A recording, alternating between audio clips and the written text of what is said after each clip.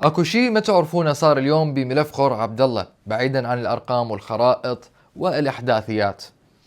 اكو نقطة لازم تفهموها، الصوج مو بالكويت، الصوج بالعراق. نعم، الصوج الحقيقي والسبب اللي خلانا نوصل ليش مواصيل مع الأسف هي السياسة العراقية.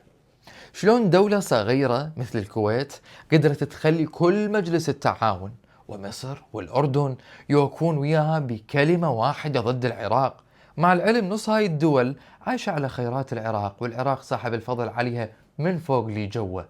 الفارق يا سيادة المواطن أن الكويت اشتغلت بدبلوماسية وعلاقات طيبة وجميلة لمدة سنوات، خلت الكل يكون صاحبها، وينقلب على العراق بكلمة واحدة.